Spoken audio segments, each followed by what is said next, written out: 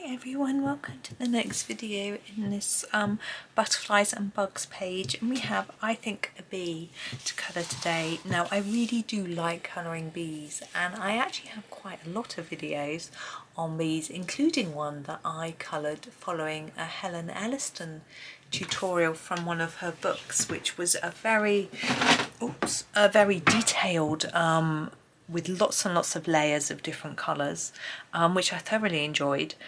And excuse me, it's been quite a popular video actually, but today I'm going to colour using my own ideas and we'll see how it goes. Now I'm just having a quick look that we have the stripes already drawn in quite thin, but I'm wondering whether to do each of, I'm thinking I'm going to do stripes in that I'm going to keep the black ones. I don't know why I'm pointing with that, it's not really helping, is it? Anyway, I'm going to keep the black ones and I shall do a little bit more with those, but I'm thinking I might go sort of gold, bronze, gold, bronze, gold, bronze, something like that, just to show you some different techniques and to have a bit of fun with it really. So we're going to start with our darkest brown, and I think I'm going to use a walnut brown. Just sharpening it because obviously we've got quite a small area, and I'm going to do the bottom one I think first. So I just want to put a little bit of colour in there. It's really small because it's quite a small piece, whereas here I'm going to do this one the same but much further in. And actually, if you look, you can see that that's actually lined up with that almost. It's just because this bit of the bee is much fatter. And we'll do the same here. Now normally I would do this whole bit the same colour, but Johanna's drawn a little line in there, so we're going to do it in two. So that is our start. It's quite simple. I'll just talk you through a little more. So base, because I haven't done it quite right, you want it dark here and then fade out towards the middle. Darker here, fade out towards the middle, so that we can add in our next colour and it's easier to blend it. So we're going to go slightly lighter. I think we'll only be able to have room for 3 colours, so I need to drop down light. Just trying to decide. Yes, I think that's what I'll do. This is the burnt sienna. Again, needs a sharpen. We'll use this one for our next colour on this. So here it is, and basically going over what's there and extending it. Now I need to leave enough in the centre for a little bit of shine, just a tiny line, but also a third colour. So I need to be a little bit careful how far I go. But I want to make sure there's enough so that we can blend in our next colour. Like, oh, that one was a bit small. And the final colour, I think I'm going to use a slightly orangey yellow. Okay, and I'm going to grab this. This is the, no, not that. We'll get there in a minute. The dark chrome yellow, and if you look, it looks very orangey, I think. And again, sharpen it well, and I'm hoping I can get a slightly bronzy look, but we'll see what happens.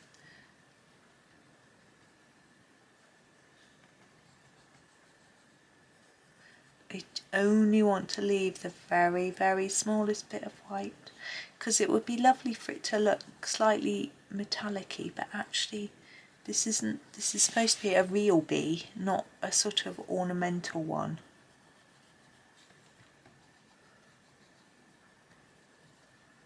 There we go. And for our other 3, we'll do a slightly different colour. I think we'll start a little bit lighter with the raw umber.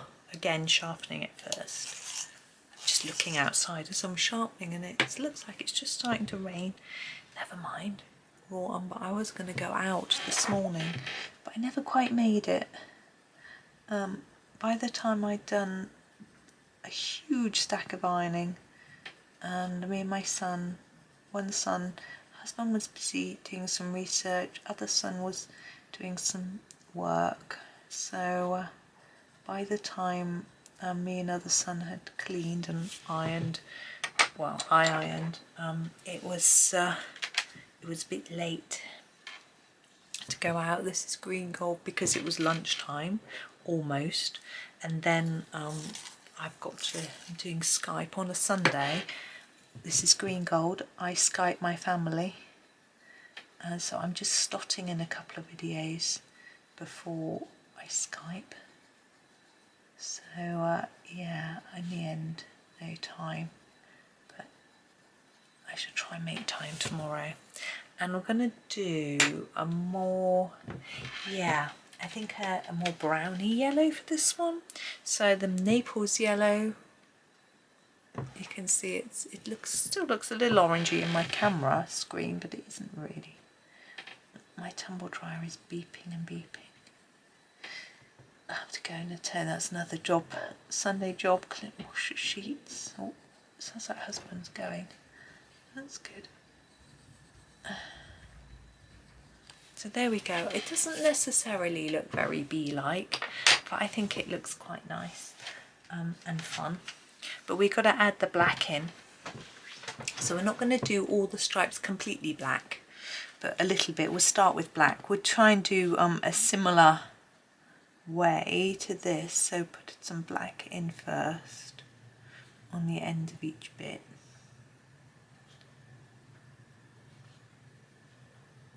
And I think I quite like it to be brown rather than black. So I'm actually going to grab, what's this? Yeah, the dark sepia to do the next bit. So over the top of that black. And in a bit more.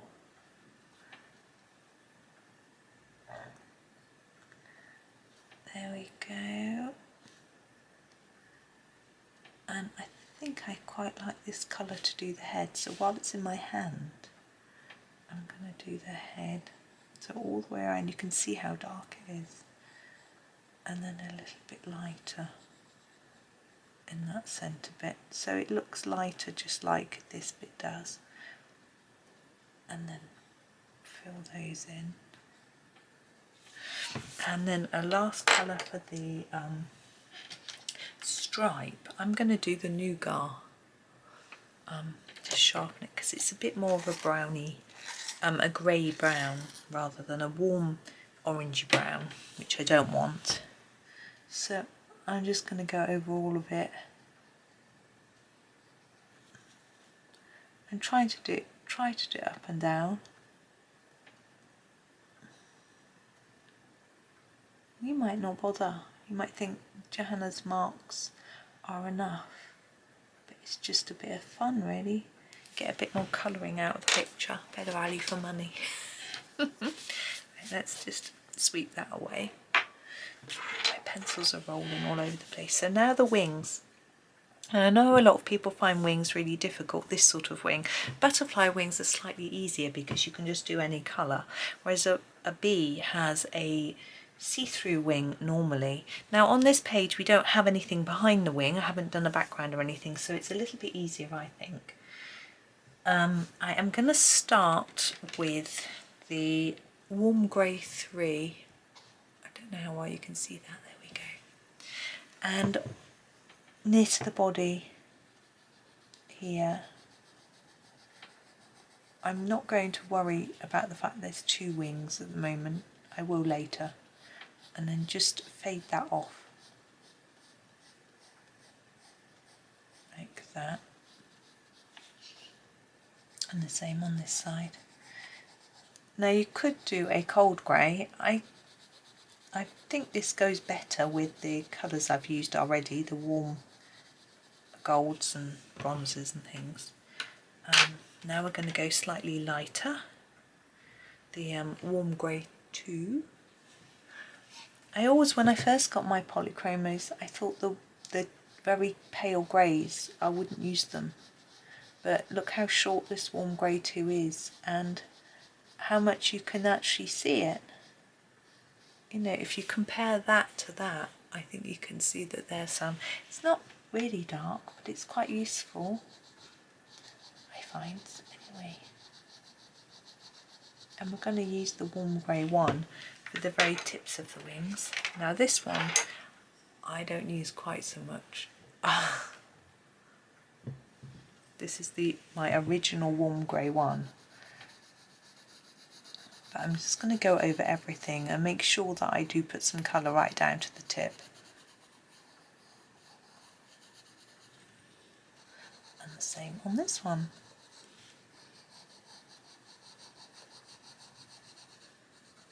Now I want to make sure that there is some separation between our two wings, so I need a bit of shadow, and I'm actually going to use another warm grey, but the warm grey 5, so jumped up quite dark. I need to be a little bit careful because I don't want it really dark, but I want to make sure it's there. So I'm going to just start by pressing really lightly and going along that line, and then just going back and sort of darkening a little bit. And I'm going to do the same on the other side, and then sort of sit back and look at it from a distance and see whether it shows up enough. I think I might just do a little bit more, but I don't want it to be like a really dark line. Now when you're doing a shadow like that, it's really important to make sure that you go all the way up to the black line. If you leave a gap, then the illusion is spoilt and it doesn't quite work. I'm not the most accurate at doing that, and I don't always get it right, but I thought it's good to tell you and warn you. Now we're also going a bit darker near the body of our bee, like that. Not too much, just again enough to show there's a little bit of shadow in there. Yeah. Now you could, if you wanted, put more dark colour around the edges of here to overemphasise the shape, but I think he looks quite good like that. I'm not willing to spoil him, so I'm going to leave him. But what we do need to do is to use a little bit of white, I think, on these wings. So I'm grabbing my Jelly Roll 8, and we're going to probably just go over Johanna's dots. I'm not necessarily going to go around the outside like I did with the damsel / dragonfly. I'm just going to do the patterny bit and then see how it looks rather than doing too much, and we'll work it out as we go along. So it looks really a bit like I'm just rubbing out the pattern because the colours are so pale, so it may not really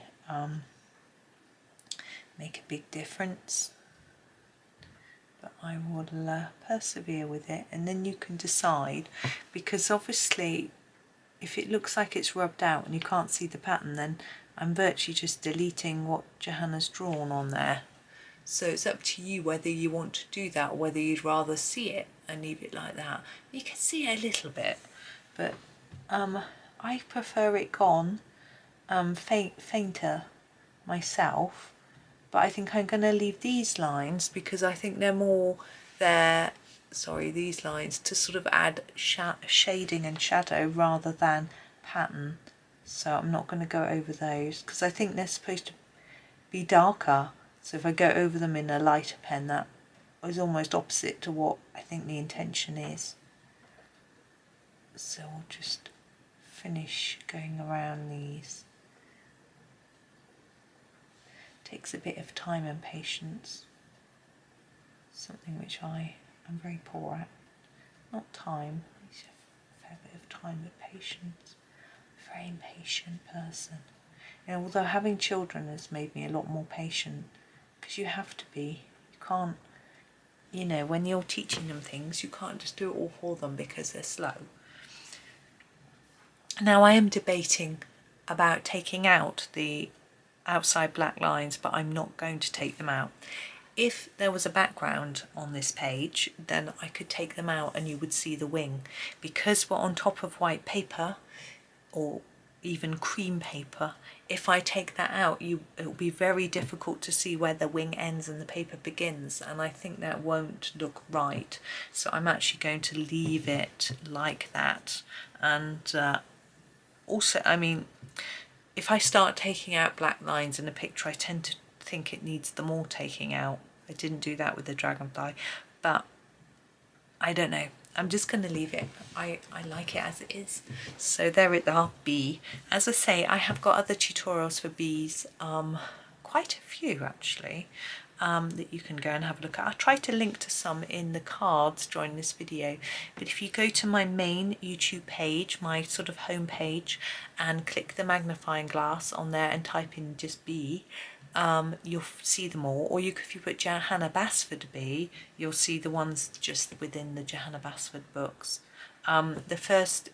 Because it's like a search engine, you'll find the first few results are more accurate, and then as you go down the list they get a bit muddled and sometimes a little bit silly.